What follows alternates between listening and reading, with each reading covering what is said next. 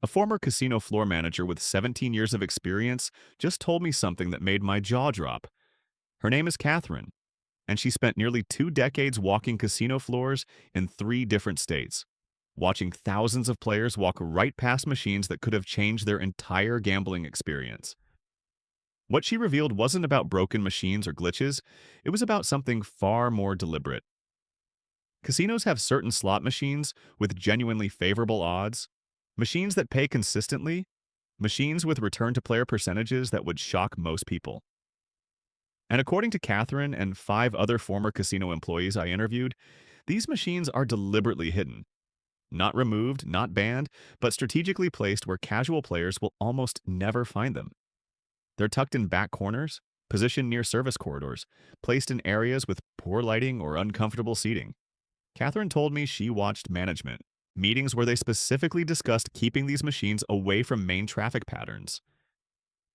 I'm going to reveal 8 specific machines that former employees say casinos hope you'll never discover. And if you've been walking past them, you've been leaving money on the table. Before casinos catch on and relocate these even further into obscurity, you need to know exactly what to look for. Machine number 1, Wheel of Fortune Quarter. Classic 3-reel. Not the flashy video version you see prominently displayed near casino entrances. Not the massive progressive machines with the spinning wheels towering over the casino floor. I'm talking about the original 3-reel mechanical style version that looks almost outdated compared to its modern cousins.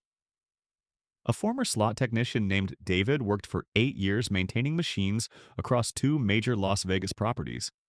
And he told me something striking about these classic Wheel of Fortune machines. The quarter denomination version typically runs with a return to player percentage between 94 and 96%. Compare that to the video Wheel of Fortune machines positioned prominently at casino entrances, which according to internal data David reviewed, usually operate between 86 and 88%. That's a difference of 6 to 10 percentage points, which over hundreds of spins translates to substantially different outcomes for players. But here's what makes this revealing. David said these classic 3-reel versions are almost always positioned away from main casino floor areas. He specifically remembered a directive during a floor reorganization at one property where management requested these machines be moved from a highly visible row near the casino entrance to a back corner near the restrooms. The reasoning in the internal memo, which David saw, cited floor optimization and customer traffic flow. But David knew the real reason. These machines had lower hold percentages, meaning they made less profit per spin for the casino. The hit frequency on these classics runs approximately 1 win of any size every 8 to 12 spins, and the multiplier system doesn't include the complicated bonus suppression algorithms programmed into modern video slots. Sarah discovered this accidentally. She's a part-time player who visits casinos maybe twice a month. Nothing. Excessive. Usually budgets about $50 for an evening. She was walking back from the restroom at a regional casino in Mississippi when she spotted this older-looking Wheel of Fortune machine positioned almost behind a structural column. The machine looked worn compared to the gleaming video slots dominating the main floor. She sat down with $40, mostly because the machine was available and she wanted to keep playing. 90 minutes later, she walked away with $320.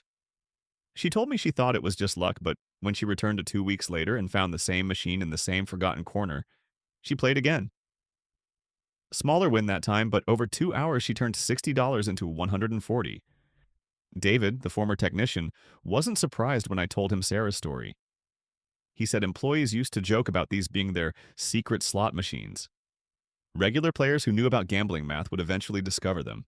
But tourists and casual players almost never did because the machines looked outdated and sat in locations that seemed like afterthoughts. The casino's strategy here is elegant in its simplicity. The Wheel of Fortune brand has massive recognition. Most players walking onto a casino floor have heard of it. Many specifically look for it. So casinos stock multiple versions, positioning the profitable ones, profitable for the casino that is, in prominent, well-lit areas with comfortable seating and easy accessibility. These are the video versions, the ones with elaborate bonus rounds and eye-catching graphics, the ones with return-to-player percentages in the mid to upper 80s. Meanwhile, the classic 3-reel versions with their significantly better odds get positioned near service corridors, tucked beside exits, placed in areas where the carpet is more worn and the lighting is dimmer. Catherine, the floor manager I mentioned at the start, told me this was discussed openly in management meetings. She specifically recalled a regional director saying during a quarterly review that they needed to keep the good ones available but not advertised. The machines had to exist on the floor, but they didn't have to be easy to find. Catherine said she initially didn't think much of it, assumed it was just standard floor layout strategy, but over the years she realized it was part of a broader pattern. The machines casinos wanted players on were front and center. The machines casinos tolerated were hidden in plain sight. But here's what makes this even better, and what David the technician specifically pointed out. These classic three-reel Wheel of Fortune machines were built on older programming architecture designed in an era before casinos and manufacturers had optimized every fractional percentage point of house advantage. The PAR sheets, that's the internal documentation showing how machines are programmed, for these older models were simply more generous to players. David showed me photocopies of some of these sheets with identifying information removed, and the contrast was stark. Modern video slots have elaborate algorithms controlling bonus trigger frequencies, near-miss programming that makes losing spins look almost like wins, and volatility patterns designed to create excitement while maintaining high hold percentages. These classic mechanical-style machines have none of that sophistication. They're straightforward three-reel games with transparent multiplier systems. A former slot director at a tribal casino in Oklahoma admitted to Catherine during an industry conference that they positioned these machines where we hoped people wouldn't play them too much. The casino couldn't remove them entirely because the Wheel of Fortune brand draws players, and having none would seem suspicious to regulars who know the games. But they could make them difficult to find, and they could ensure that most players would choose the flashier, more prominent, less favorable versions instead. Psychology is crucial here. Casinos spend millions on design and player psychology research. They understand that modern players expect elaborate graphics, multiple pay lines, complex bonus rounds, and digital screens.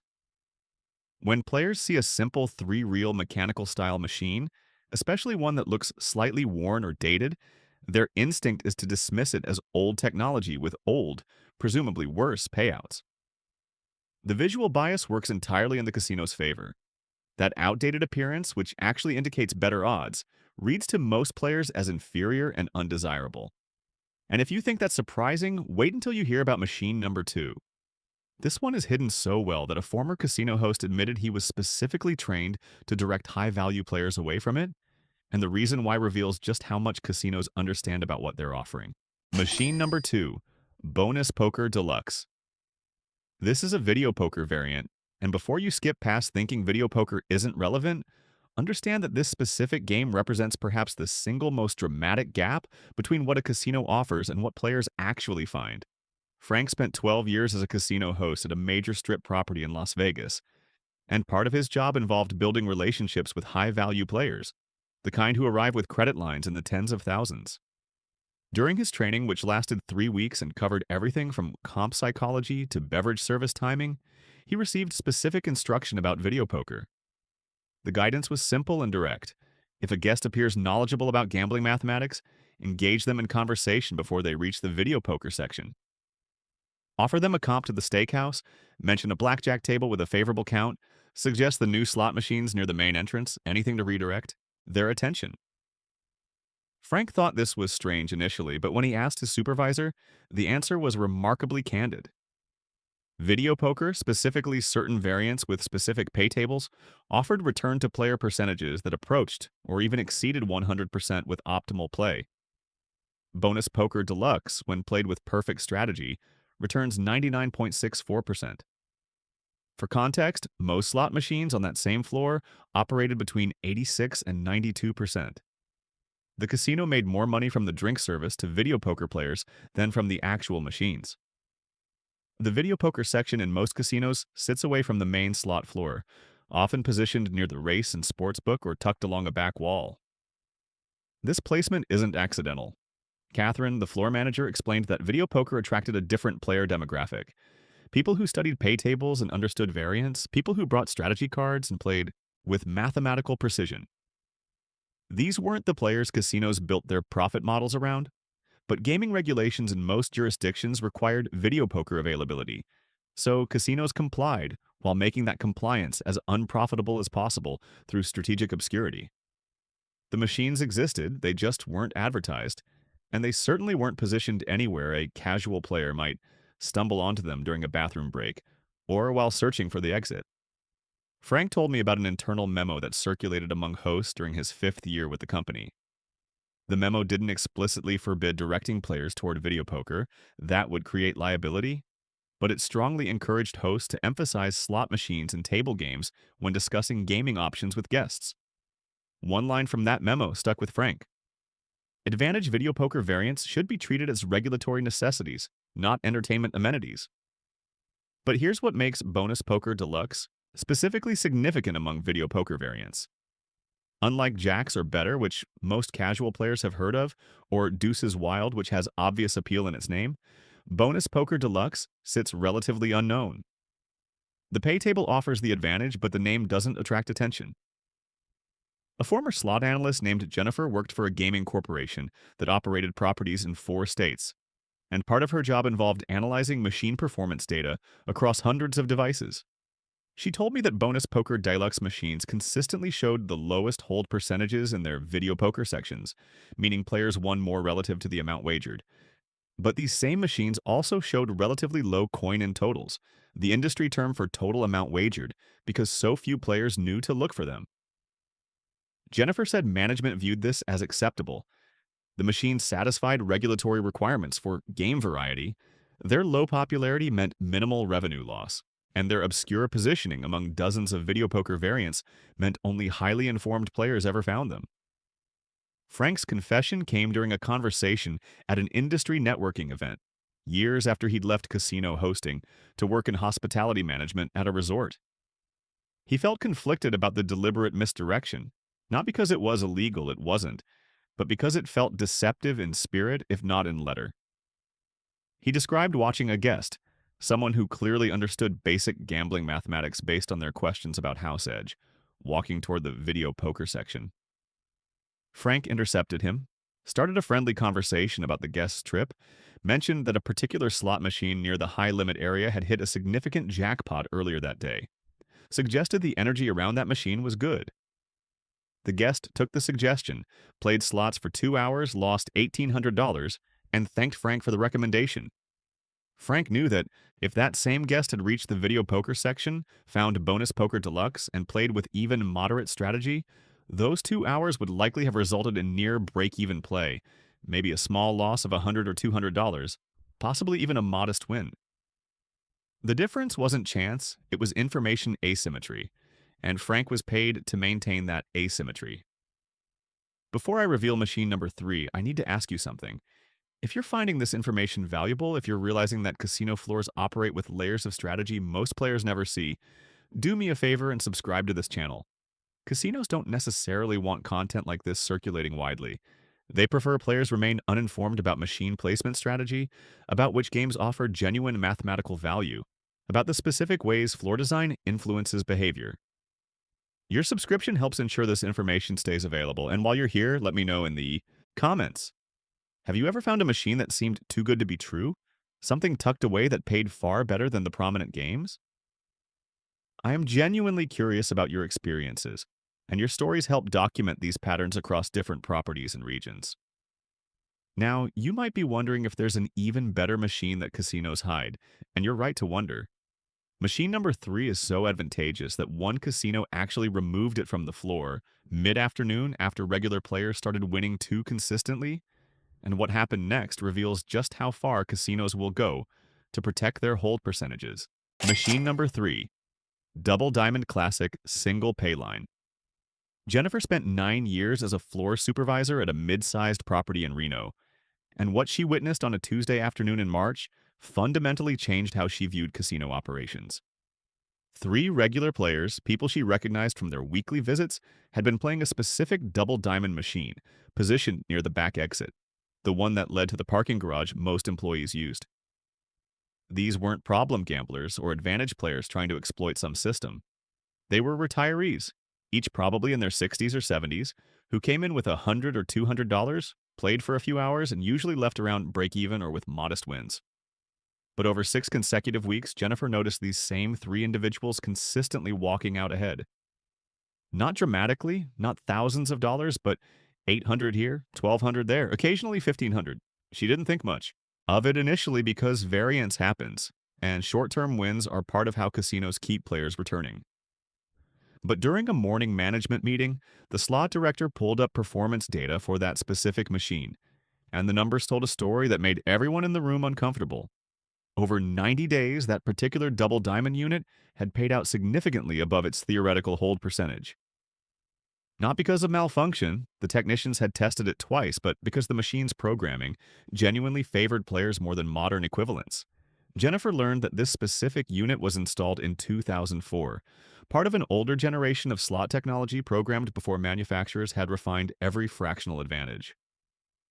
The return to player percentage sat between 95 and 96%, and the single-line format meant players could track their money more effectively than on modern multi-line machines that disguise losses as wins.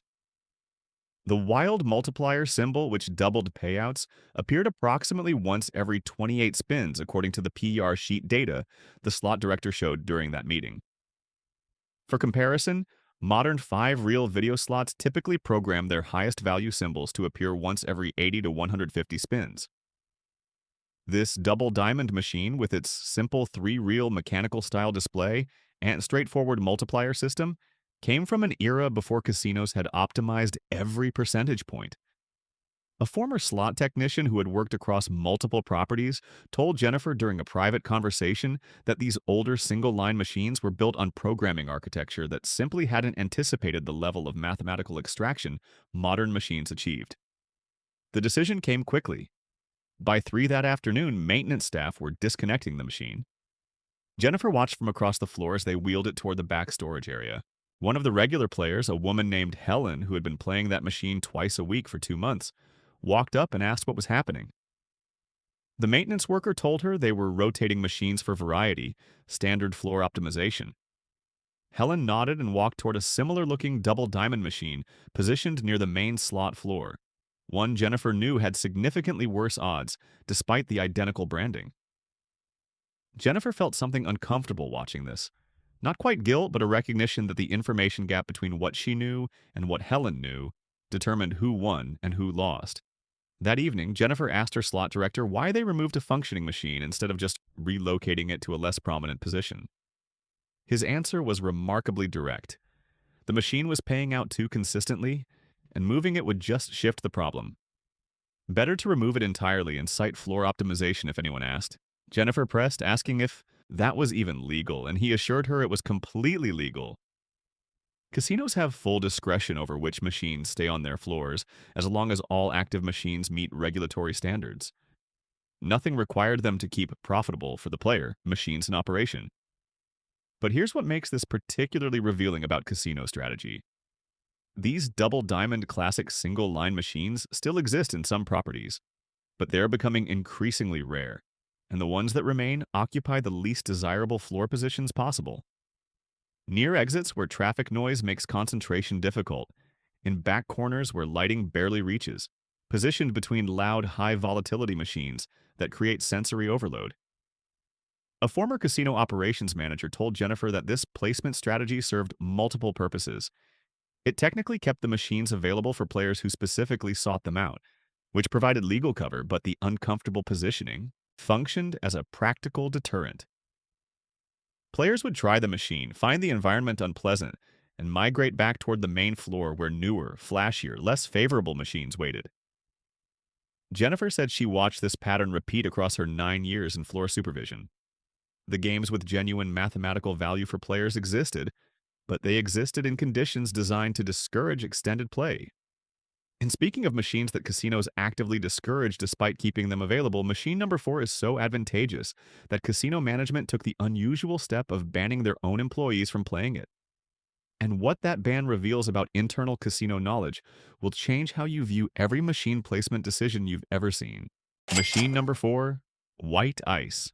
Marcus dealt blackjack for 7 years at a major Las Vegas strip property, working the graveyard shift most weeks. which meant he saw the casino floor during its quietest hours between 3 and 6 in the morning, when the crowd thinned to insomniacs, professional players, and employees taking breaks. During those slow hours, dealers would rotate off their tables for 15-minute breaks, and most would grab coffee or step outside for air. Marcus had a different routine. He discovered a specific slot machine tucked in an alcove near the race and sports book, positioned between two high volatility games that featured loud sound effects and flashing lights, even when nobody was playing them. The machine was White Ice, an IGT title that looked visually similar to dozens of other five-reel video slots, but played with mathematics that Marcus, who studied probability as a hobby, recognized as unusually favorable. He started playing it during his breaks, feeding in $20 or $30 and playing minimum bets just enough to observe the pattern. Over 2 weeks, he documented his results in a small notebook he kept in his dealer's apron. The numbers told a clear story. The machine was hitting small wins with remarkable consistency, and the special ice multiplier feature that gave the game its name triggered approximately once every 40 to 50 spins, far more frequently than comparable bonus features on surrounding machines. Then came the memo. Marcus arrived for his shift on a Tuesday evening and found a notice posted in the dealer's break room. The memo, distributed by Casino Operations Management, specifically prohibited employees from playing a list of slot machines during their breaks or off hours while on property. Most of the machines listed were high-limit progressives, which made sense because casinos generally restricted employee access to games with jackpots large enough to create conflicts of interest. But buried in the middle of the list was White Ice, specified by manufacturer, game title, and the exact unit identification numbers of 3 specific machines on the floor. Marcus had never seen a ban on a standard denomination slot machine before. Policies usually addressed entire categories like all progressives or all machines in the high-limit room, not individual units of common games. He asked another dealer, someone who'd worked the property for over a decade, if this was normal. The veteran dealer read the memo, looked confused, and said he'd never seen anything like it. When Marcus checked the floor later that night during his break, the White Ice machine he'd been playing was still there, still active, still positioned in that awkward alcove between the loud games. The casino hadn't removed it. They'd just made sure their own employees couldn't play it. The explanation came from an unexpected source. A slot technician named Raymond had noticed Marcus standing near the White Ice machine, reading the identification number on the cabinet and comparing it to the memo. Raymond approached him and, during a brief conversation, explained what Marcus had stumbled onto.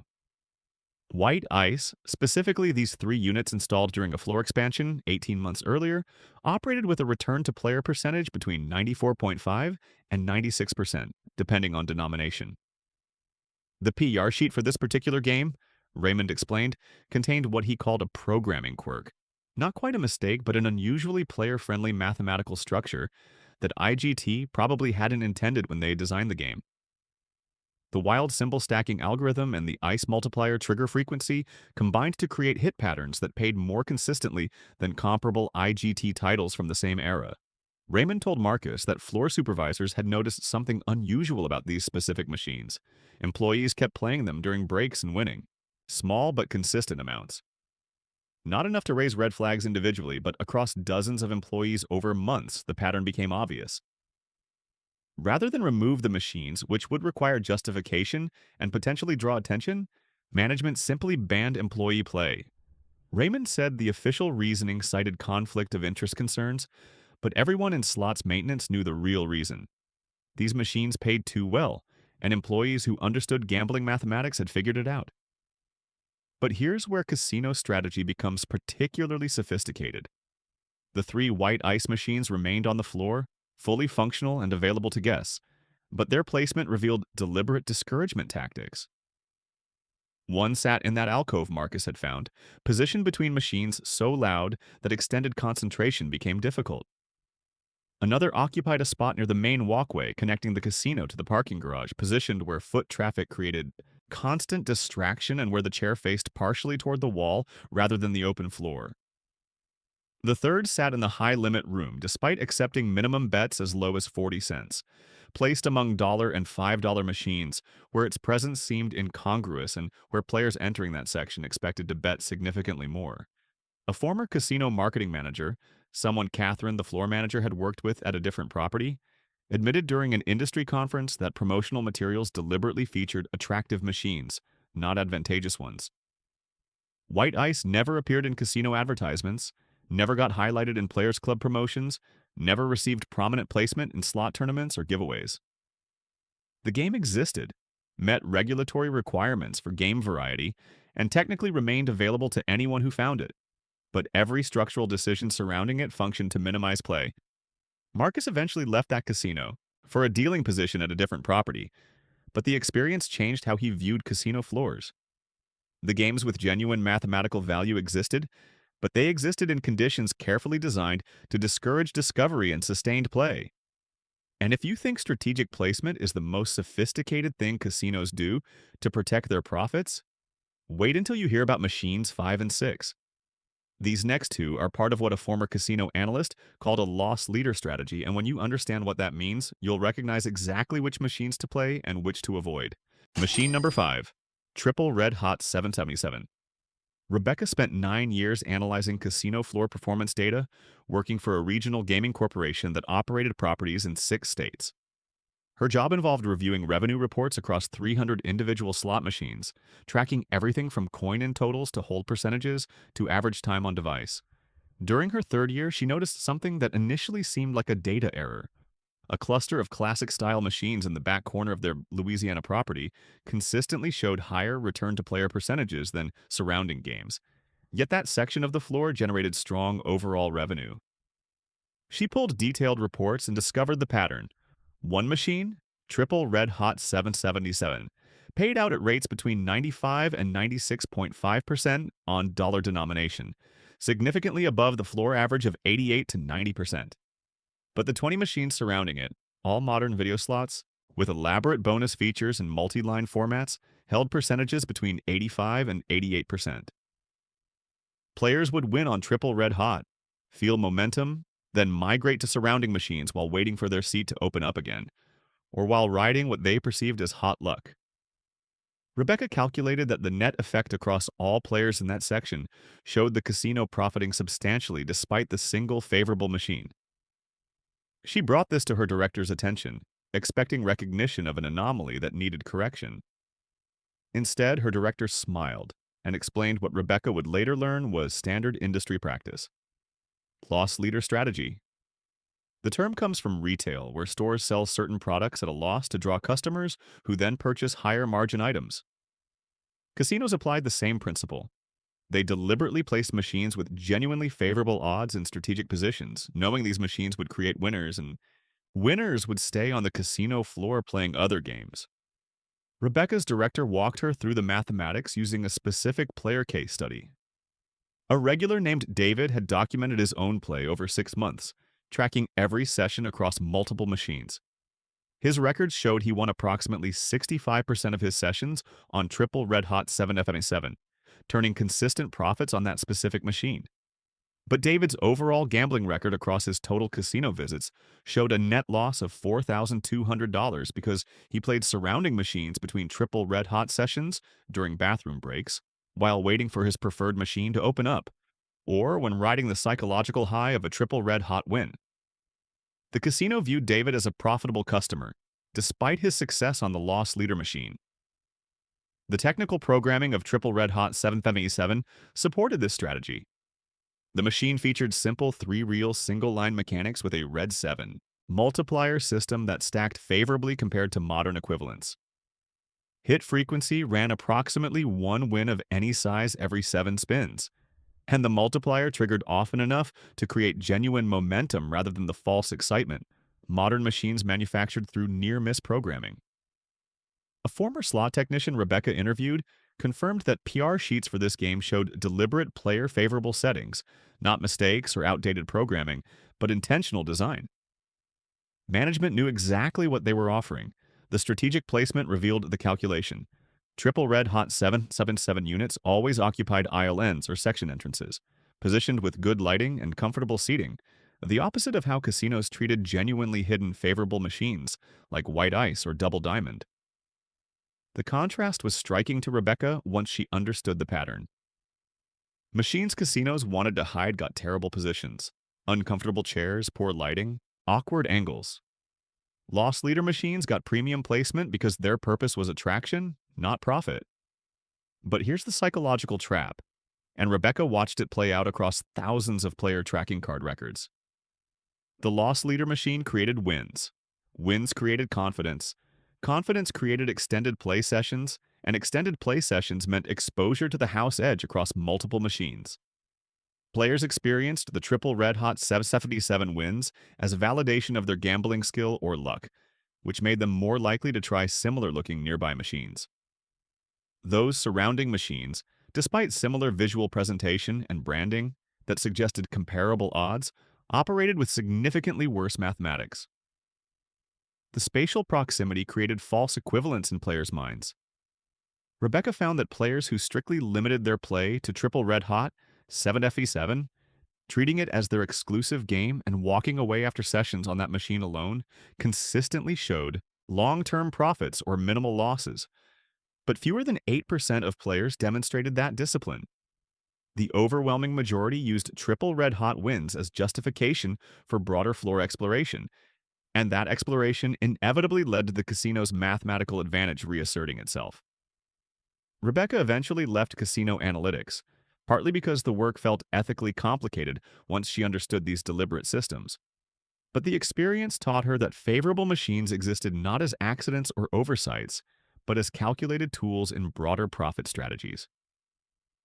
And speaking of calculated design, machine number 6 reveals perhaps the most sophisticated manipulation in modern casino psychology, where a game designer's confession exposes how even mathematically fair machines can function as what industry insiders called time vampires. Machine number 6, Jackpot Party Progressive Version. Tom spent 15 years designing slot machines for WMS Gaming, one of the major manufacturers supplying casinos worldwide.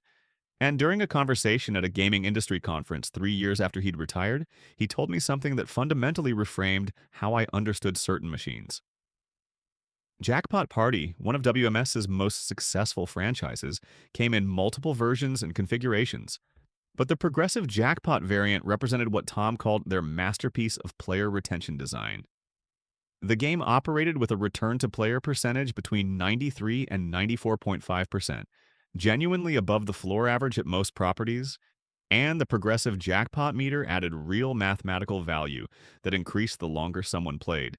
Tom explained that his team hadn't designed this game to trap players through bad odds or deceptive programming. They'd done something far more sophisticated. They created a machine that paid well enough to justify extended play, while engineering every aspect of the experience to make leaving psychologically difficult. He called it a time vampire, something that would keep players in their seats for hours while maintaining mathematical fairness. The brilliance from a casino perspective wasn't in taking money quickly, but in holding attention indefinitely. The technical structure supported this perfectly. The base game hit frequency ran approximately one paying combination every 11 spins, frequent enough that play never felt dead, but spaced enough that players needed to keep feeding credits. The signature party feature, the bonus round that gave the game its name and appeal, triggered approximately once every 85 spins according to the PR sheets Tom had worked on.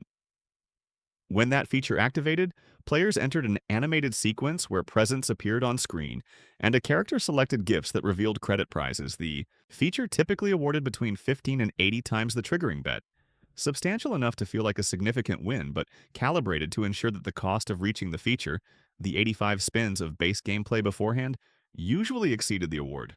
Tom explained that his team spent months testing different trigger frequencies and award ranges, finding the precise balance where players felt rewarded frequently enough to continue but not so frequently that the casino's hold percentage dropped below acceptable thresholds. The progressive jackpot layer added another retention mechanism. A meter visible on the machine's display that climbed slowly with each spin, creating a sense of investment and sunk cost. Players who had watched that meter rise for 2 hours felt psychologically committed to staying until it hit, even though the mathematics of progressive probability meant their individual contribution barely affected the likelihood of winning. Linda's experience illustrated exactly what Tom's team had engineered. She's a retired teacher who visits casinos twice monthly with a fixed entertainment budget of $400. During one visit to a regional property in Connecticut, she sat down at a jackpot party progressive machine positioned in a comfortable bank near the main bar area. Good lighting, ergonomic chair, cocktail waitress circulation every 20 minutes. She started playing at 2 in the afternoon with $400.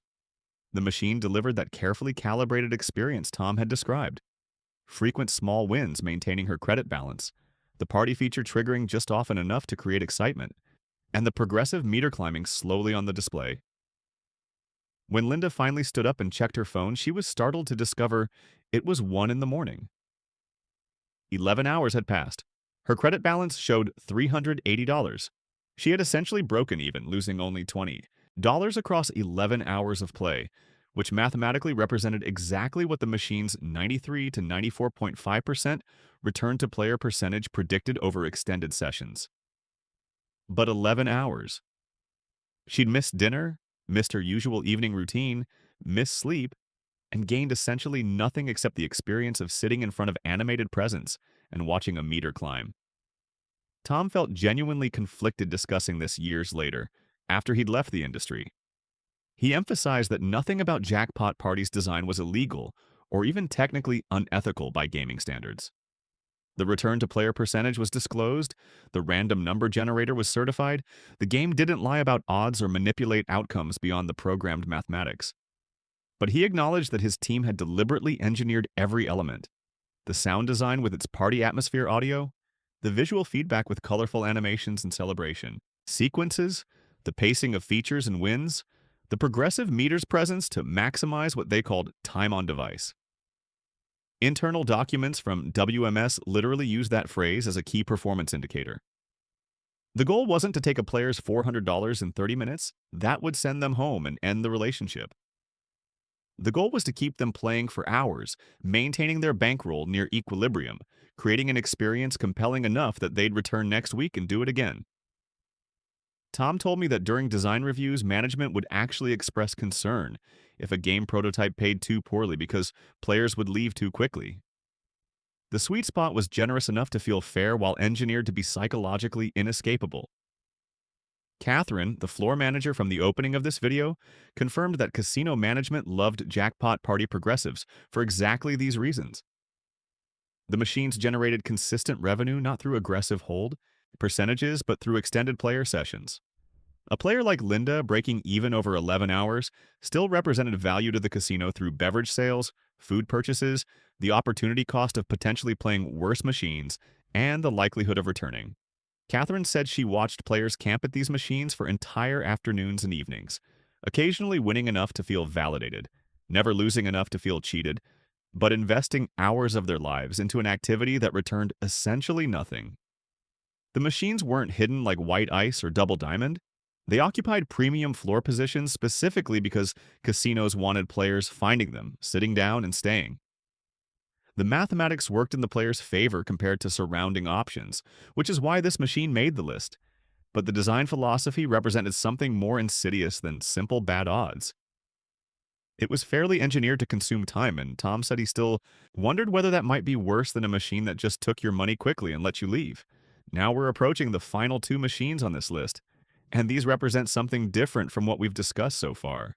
Machine number 7 reveals how legal loopholes allow certain machines to operate under entirely different standards than modern games. And a former gaming compliance officer told me this regulatory gap creates opportunities most players never realize exist.